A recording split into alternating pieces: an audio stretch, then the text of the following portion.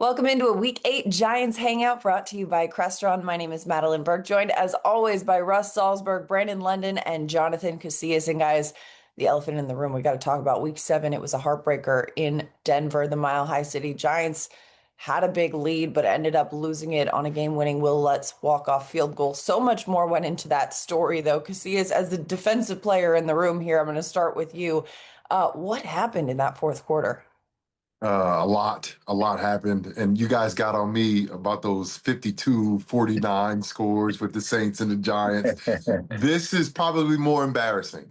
Like you shut out a team, a top team in the NFL. Of course, they're, reveled about their defense, but they've won games because how their offense can score and win games at the end, right? It was a complete, I think, meltdown on all three phases. And we've been complimenting the Giants about how they play complementary football, but I think it was the opposite. They played complementary football at the end to lose, right? It was a combination of, I think, not executing certain things on offense. Yes, they scored 2 touchdowns in the fourth quarter, but I think a couple times where it was towards the end, the last couple possessions where they probably chose a pass over a run or didn't execute the play that they could have and should have, and Denver had that extra timeout, and then the momentum, the defense couldn't stop the momentum. The same type of defensive softness, I could say, that we saw against Dallas late in that game, we saw again. Yeah. We saw again, and of course, got to make your kicks, bro. Like you got to make your kicks. It's extra points. These are not 55, 60-yard field goals. These are extra points. These are chip ins. So it was a combination of not just the defense giving up 33 points, the combination of all three facets, which won the game against the Eagles a couple weeks ago. They lost the game as a collective unit in that fourth quarter. Yeah, and to your point, those two missed PATs really come down to it. And, Russ, we were talking about that before we got on the air. It's, of course, not only on that, but it was a factor. Well, without question, first of all, let me just say this. I'm sure you, me, all of us here talking on the Hangout, and everybody at home was feeling the same way if you were a Giants fan. For 3 quarters, we're saying to ourselves, this is what we wanted. This was absolute gold. We are here. We have arrived. We have turned the corner. The future looks bright. And then, to use the old cliche, you got to remember to play 60 minutes of football, not 59 minutes, not 59.59 seconds. You have to play 60 minutes of football. And I don't care. You're up 19-0, 26-8 with X amount of minutes to go. You got to win the game. Now, you brought up a good point, Madeline, talking about the extra points. That clearly was a factor, but some of the people in that game, so after he misses his first extra point and it's 13-0, they score again. And then people are talking. I don't understand.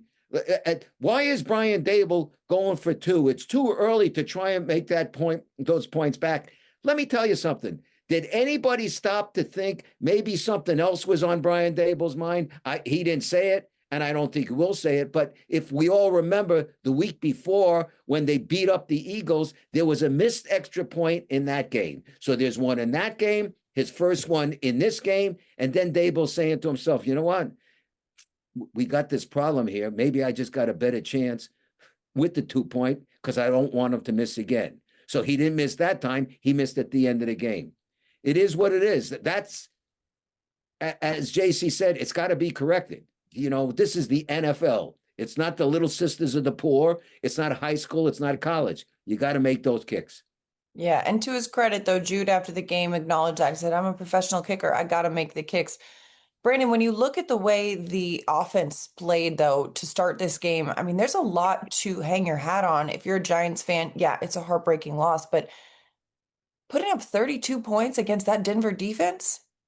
Oh, absolutely. And after, kind of taking shots through Twitter and taking shots through the media, going back and forth with that. So the fact that they were able to go out there and still hang 32 on this team, yeah, that's enough to kind of hold your head high for that part of the football game. And you saw Jonathan Cooper give Jackson Dart his flowers and his respect after the game. That's a great job. But I'm with Russ and these guys on, for it's kind of, I'm looking at it from an offensive standpoint to where it's like, we got to close this thing out. When you're in that meeting room with Plaxico Burress, Amani Toomer, and those guys, you got an opportunity to, people are going to say they should have ran the football, but with the receivers they have in that room, the tight ends that were having the game that they had, we're going to be like, no, Dabes, no, Kevin Gilbride, put that ball into the air because we're going to catch this thing, get the first down. We're going to milk this clock, and we're going to end on victory formation. But you know what? Shame on everybody, from the players to us to the fan base, for getting all hyped for 3 quarters and not finishing. Yep. And not that's shame on everybody. And that just tells you where the state of Giants football is, not only from player-wise, but for the fans as well, to where we don't have that mentality of the Michael Strahan stomped them out just yet. We were, and then especially me, I was ready to take my son to the babysitter. I was going out that night, JC. I was ready to go out. But at the end of the day, as athletes, as professional athletes, and Russ, you've been around this team, you've covered this game for such a long time. We know in the NFL, there is no such thing as game over until that clock has 4 zeros on it. So at the end of the day, from an offensive standpoint, and talking with David Tyree yesterday, as an offense, we're going to put it on ourselves because we put the defense in that situation. Hey, and that's what you have to do, though. You have to do that. Madeline talked about Jude after. I love the accountability. He's like, I'm a professional kicker. I'm not making no excuses. There was whatever the operations was that Dayball spoke about. I'm a professional kicker. Same thing as a defender, right? You talked about the offense. Yep. I'm going to talk about the defense. They got beat the same way they got beat prior, right? People getting outside on leverage, right? People getting outside of those defensive backs getting blocked, right? Then all you have to do is basically stay outside to force it back to the defense. We've seen that, not even in the losses. We've seen that every week. These things have to be corrected, B. But Brian Burns said it best. Everybody coming to Brian. Brian said, hey, you can blame whoever you want. It's on us. We're the players. We're out there. Get the job done. We are the players. That's it. I mean, as I said, for 3 quarters, we're all like, I mean, you're right, Brandon, ready to go out and party. I mean, this is like everything we've been waiting for. Oh, they're going to get killed in Denver, blah, blah, blah.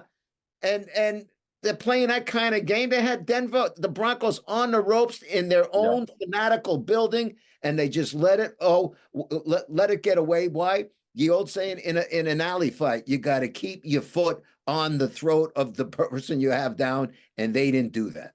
That's what happened. They did not. They let them off the hook. And you know what? You want to crown them. The Broncos are who we thought they were.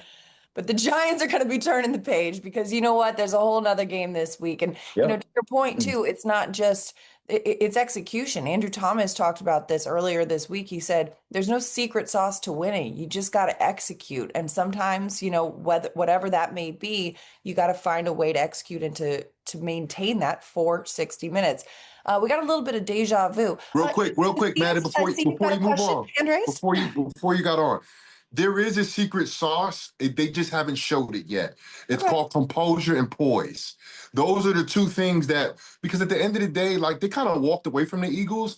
Most games are going to be competitive in the 4th quarter, right? They were walking away from Denver, but Denver's an NFL team. They're a good NFL team with a great head coach. They're going to and they just did this to the Eagles too a couple weeks ago. So composure and poise, that is the secret sauce. Yeah. That's the secret sauce that these guys got to figure out, that when you go to the Philadelphia, they're going to remember. They can remember. It just happened not too long ago. You have to have composure and poise. Madeline, I know you want to get to this point. Let me just make this quick point because JC's talking about composure. If we're going to talk about composure, then we got to give one guy a lot of credit for composure, and that is your young quarterback. Jackson Dart. 4th and 19. After the interception, they scored 4th and 19. Yeah. 4th and 19. That young man steps back and nails a first down. Are you kidding? I mean, and gets a roughing the passer call. Yeah. Incredible composure from him. Also, got to give a little hat tip to Dane Belton, who stepped in for the injured Javon Holland, played incredible coverage, including that goal line. Big hit. You got to give some flowers around. There's a lot of flowers to be given, but it's harder to do so coming off a loss. And to your point, we have seen Denver do this before. Denver just did this to the Eagles a couple of weeks ago. They were down in the fourth. They came back and mounted a win. Talk about short-term memory. We got to remember, but also forget, turn the page, move forward. Got a little deja vu with the Eagles this week. We just saw them 2 weeks ago at MetLife Stadium, now going to the Link. You guys all know how interesting that environment can be. It's a good word. Yeah. That's an It's a good interesting word. Interesting. It's a unique game day experience in the Philadelphia. But Brandon, when you look at this, is this the same approach when you look at this Eagles team that's going to be, number one, remembering the Thursday night football loss, but number two, coming off a game in which Jalen Hurts was just showing his best work as a passer, a perfect passer rating, slinging it. It's a very different identity for this Eagles team, what we saw last week. Yeah, this is going to be the biggest test for the Giants, I believe, this year because they're going to have to go out and punch a team in the mouth. The Eagles, they're going to remember everything Kayvon said after the game.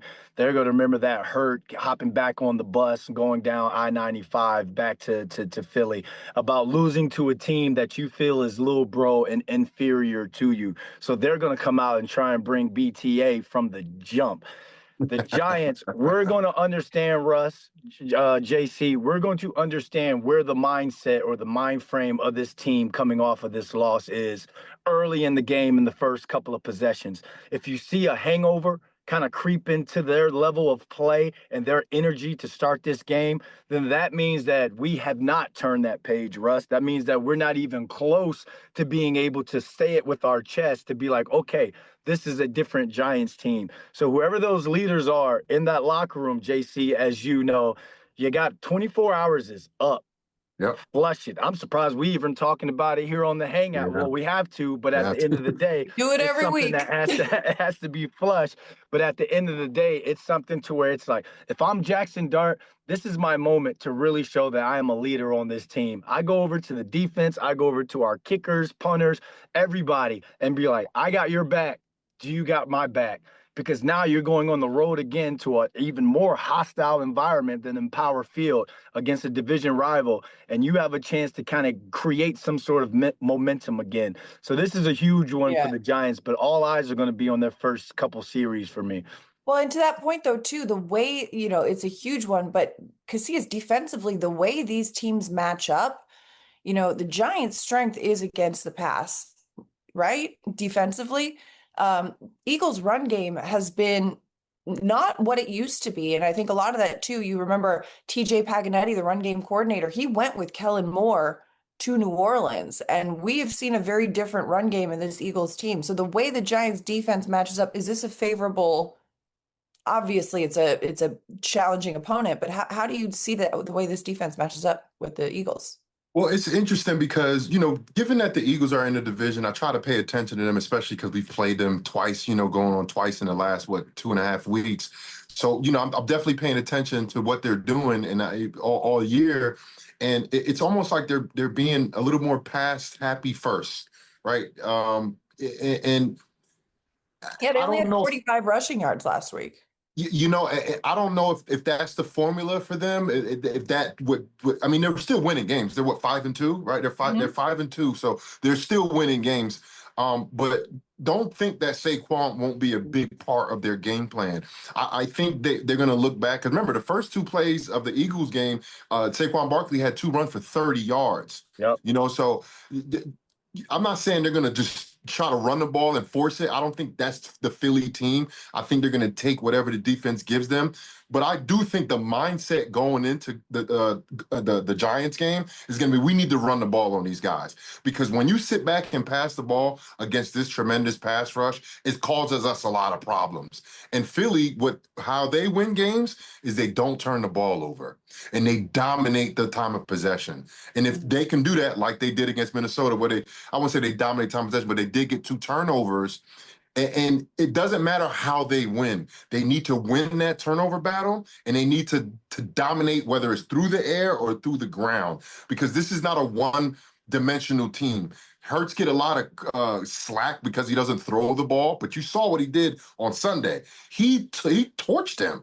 He torched the Vikings, and it wasn't like picking them apart. It was the big plays. And we know, Brandon, in this day and age of 2025, you don't have to have a great statistical game as a quarterback. No. If you got big plays, you can get a win out. You can get points on the board. You can change the game. You can change the momentum of the game. The Giants have to do a great job in tackling and limiting those big plays this week.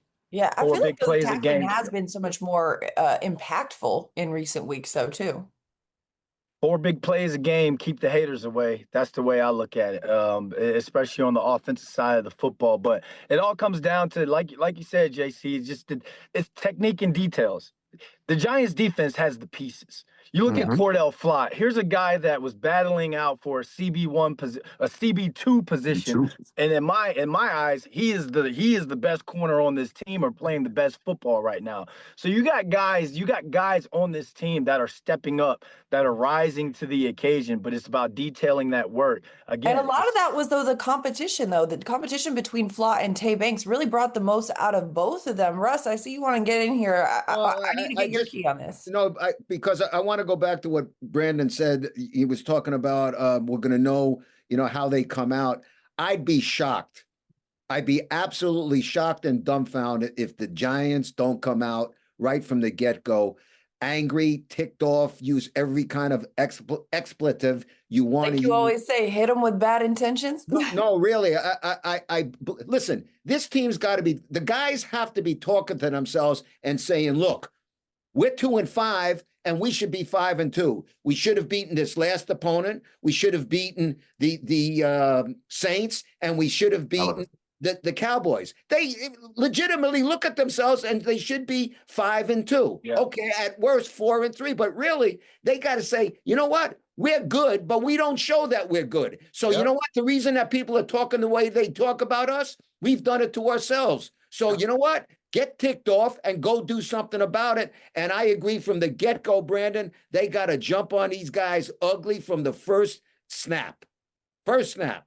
Got to come out swinging. And this is a game, too, with a lot of history. I mean, it's an NFC East division rival. These teams know each other well. They played each other several times, including 2 weeks ago. But Russ, with that, I think let's get a little bit of trivia going here. So you're talking about what do you know, what do you say, Matt? Okay, we'll do that. All right, let's take a gander here.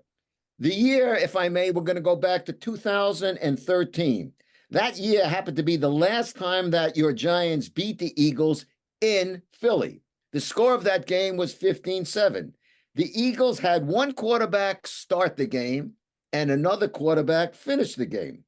Who were those two quarterbacks? Kevin Cobb and Michael Vick. Who did you say?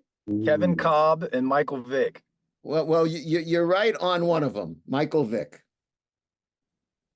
Who's the other one? Bradford?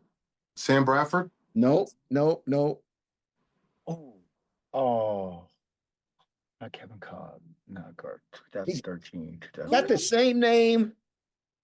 The other quarterback's got the same name as a Philly running back. Same last name.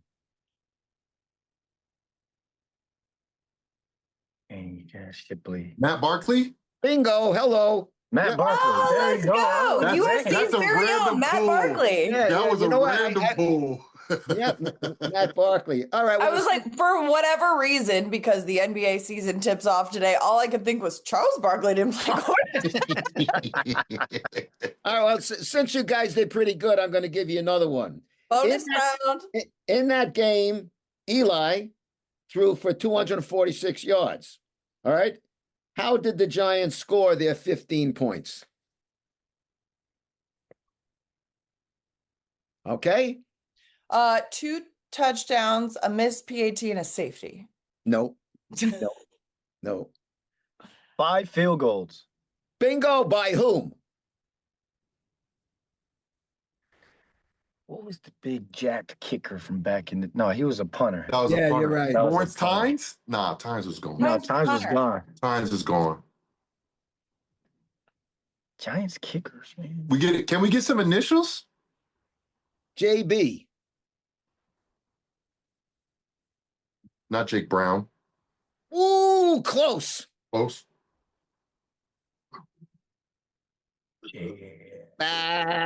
Josh Brown. Josh Brown. I knew it was something. I knew it was something. You knew it was something back when you were playing and you lost 52-49 in those days. Why, Russ? Why? Are we bringing up old stuff? Listen, we are doing about as well with what do you know, what do you say as Yeah, I'm very impressed. You guys have really improved each week. we're struggling, but we're building on something. Yes, you are.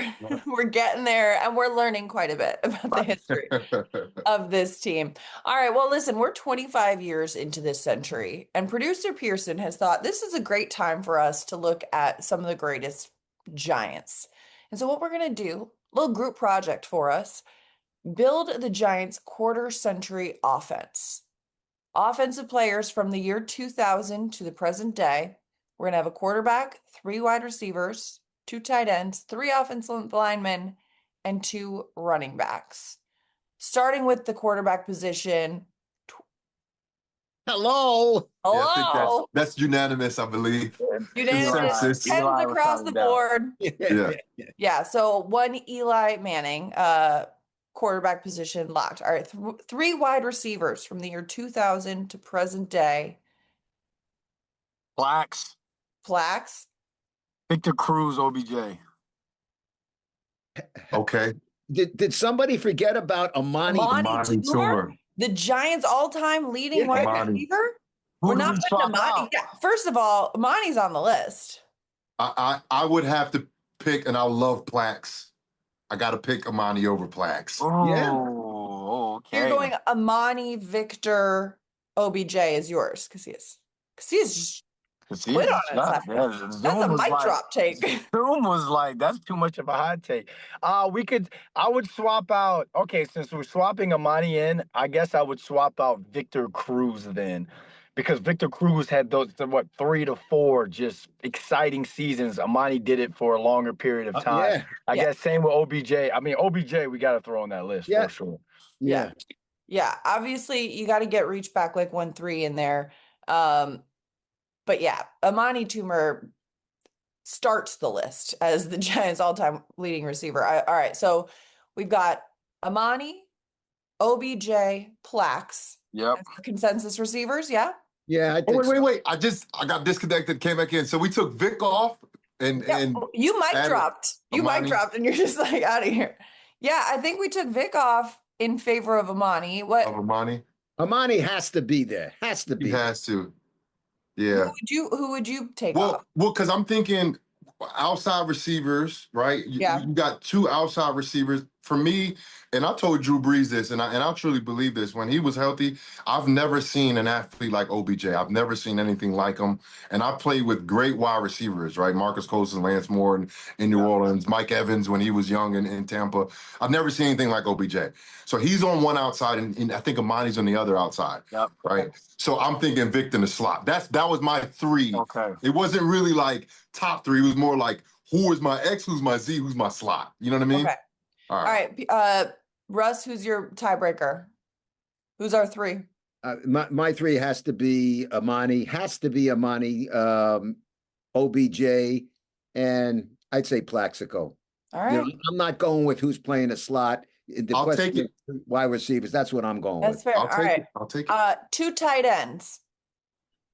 Shockey. Got to. Shockey. Oh, wait, are you putting Shockey over Kevin Boss? Or we have putting 2 tight ends. Two tight ends. Both who starts? Shockey. Let's keep it moving. We're just building the roster here. All right. So we're going Shockey and Boss. Yeah, I would say that. Shockey Boss. 3 O-linemen. Sean O'Hara, obviously. Obviously, Sean. I would say, me personally, I would say Sean. I would say Chris Snee. Mm-hmm. And I'm going to give you one who's current because Andrew Thomas. I don't think people realize how, because of the problems that they've had. He is not good. He is terrific. Absolutely. He's Tony the Tiger great. Oh, yeah. I mean, you can see how the O-line has just been solidified just because he's back. Yeah. He's tremendous. Shout out to getting a current player on the Russ, that was a mic drop moment. I don't think me and Brandon have any protest to those three Not lines. at all. Yep. Absolutely Yeah. not. Absolutely Good. not. I agree. And finally, 2 running backs. 2000 to current day. Who's the 2 running backs? Scatterboo? Too soon? Not yet. Not yet. Listen, I gotta show love to my Sun Devil over Yeah. here. I'm Too gonna soon go on that. the original 44. I feel like it has to be Ahmad Bradshaw and Brandon Jacobs. Brandon Jacobs, yeah. No. Listen, we got to be fair. Yeah. Yeah. It's got to be Tiki has to be Has to be. along Yes. with Tiki and Saquon. That's what I'm Okay. going to say. Ooh, Tiki and Saquon. Tiki. Ooh. That's a backfield right there. So I'm gonna mix it up. I'm gonna keep my Tiki, so everybody got a different running back group, and I'm gonna Well, we go need one Tiki. as a team, though. We're doing this is a group project. So who's Okay, but I'm gonna gonna throw in one more guy, and then we could decide. So Okay. I'm going Tiki. So we got Tiki in. Tiki's a lock, and I'm going Brandon Jacobs. A little bit of speed and all around back, power back. It has been decided. All right. So Tiki and Brandon Jacobs are our running backs. Eli's the quarterback. Amani, Plax, OBJ, the receivers. Shockey and Boss at tight end. Sean O'Hare, Chris Snee, and Andrew Thomas, offensive linemen. Shout out to the All Giants Quarter Century squad. Hat tip producer Pearson for throwing that little fun little game together. All right, finally, let's get a little rapid fire. We got Giants Eagles coming up on Sunday at the link. Casillas, over under 1.5 sacks for the Giants defense. I'm going over. I believe in this pass rush. You know, if Philly ends up trying to run the ball 70 times, that's the only way I think they'll avoid that number from being more than that. Russ? I'm going over also. I'm not saying they're going to get a ton, but yeah, 1.5. Yeah, I think they can get 2. I'll go with the over. Burns probably have 1.5 by himself. Yeah, you're right. I'm going over, and I don't even think it's going to be Burns. I think Abdul Carter is just ticked off right now. So and he's close. And he's so close. So I think Abdul is going to have 2 sacks on his own. All right. I'm taking the over also. I think they're going to be, and these guys are coming in playing angry after Denver. We're going to see a little aggressive here. Over under 22 points scored for the Giants offense, Brandon. Ooh, I'm going to go under on this one because we're using the tight end so much in this 12 personnel. I think it's going to be a ball control type game, run the football, and then use the quick game to get the ball out as well. But I'll go under on this one. I think it's going to be a defensive win or a defensive type game. Russ? Boy, that's a good number. 22. It's a great number. Yeah, that really is. That's a Taylor Swift wrote a song about it. That's a close number. I'm going with over. Okay. I think the Giants are going to get themselves 20. I think they're going to win the game 24 something. So I'm going to go over. All right, Casillas. I'm going to go over to this kid Jackson, man. He may make a lot of mistakes, but he got some big kahunas. You think?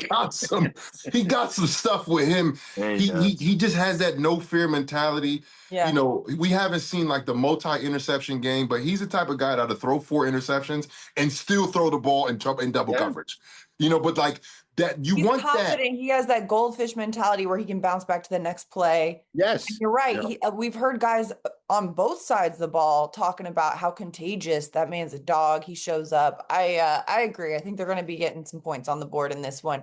Finally, let's just go yes or no on this one. Do we see a tight end touchdown in Philadelphia? Russ, yes or no? Well, if you remember last week, Brandon and I were talking about the tight ends were going to be the key factors in the game, and each one of them caught a touchdown. I'm going with listen, we're short on wide receivers. Okay. Mm-hmm. So that being the case, I think the same thing applies. Will we get one from a tight end? Yeah. I'll say yes. Yes. I'll say yes. Brandon? Without a doubt. His name is Daniel Bellinger. Woo! Belly. Jackson Dart to Belly is going to be, I'm nicknaming it the summer I turned gritty. Because why not? See us yes or no? Yes. I'm going to follow your rules. You said say yes or no, and Russ gave us a 2-minute speech. But you're still ticked off because I keep bringing up the 52-49 with Yeah, the punch and your great defense. He's just going back. He's playing the hits. I like you. I like you when I see you at the facility. You're all cool, but when we get on the hangouts, it's like, let me see if I can get JC with a body shot real quick. We hanging out. We hanging out. That's the whole point of the hangout. The whole point. All right, listen, we're going to see a tight end touchdown. We're feeling good about the defensive sacks. We're feeling good about the points on the board. Giants, Eagles, Sunday at the Link. The rematch, we'll see how it all goes down. But that's a wrap for our Week 8 Giants Hangout, brought to you by Crestron. For Jonathan Casillas, Brandon London, Russ Salzberg, I'm Madeline Burke. We'll see you guys next time.